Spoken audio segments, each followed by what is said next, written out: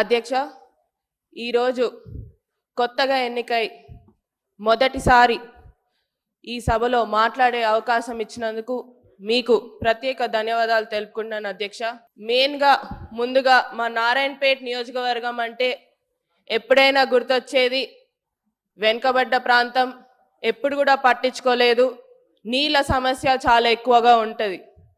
ఈరోజు మా నారాయణపేట్ నియోజకవర్గ ప్రజలందరి తరపున, రైతు మిత్రుల తరపున ఈరోజు మాకు పండగ లాగా ఏదైతే ముఖ్యమంత్రి గారు మాకు జియో 69 ద్వారా Narayanpet Kodangal lift irrigation administrative sanction అనేది ఇవ్వడం జరిగింది.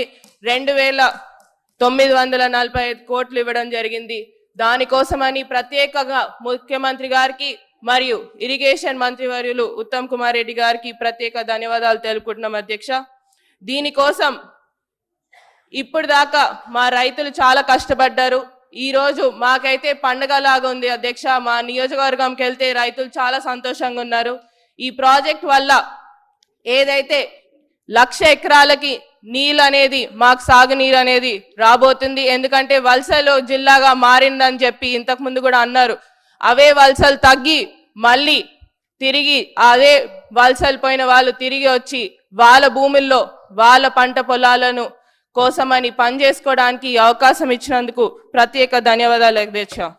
దీంతో పాటు రెండే సమస్యలు అధ్యక్ష. మా దాంట్లో ఉన్నది ఏంటంటే మెయిన్గా నారాయణపేట్ అంటే గుర్తొచ్చేది చేనేత రంగం అధ్యక్ష.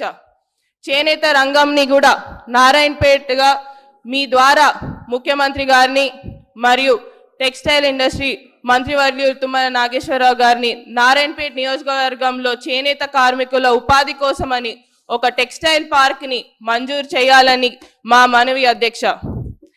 దీంతో పాటు చాలా ఉన్నాయి అధ్యక్ష సమస్యలు.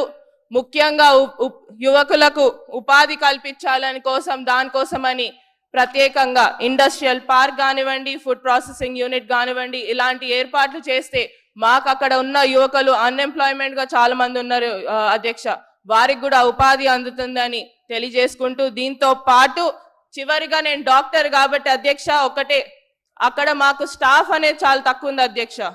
మాకు ఈ ఏదైతే డిస్ట్రిక్ట్ హాస్పిటల్ కానివ్వండి ఆడ స్టాఫ్ అనేది సరిగ్గా ఉండదు. మా పిహెచ్సిలు సిహెచ్సిలు ప్రతి ఒక్క ప్లేస్ లో కూడా స్టాఫ్ చాలా తక్కువ ఉంది అధ్యక్ష. ఆ స్టాఫ్ కోసమని కూడా మా హెల్త్ మినిస్టర్ వర్యులని దామోదర్ రాజనరసింహ గారిని మరొకసారి కోరడం జరుగుతుంది. ఏదైతే స్టాఫ్ అనేది కూడా పెంచాలని కోరుతున్నాం అధ్యక్ష. ఈ అవకాశం ఇచ్చినందుకు ప్రత్యేక ధన్యవాదాలు అధ్యక్ష.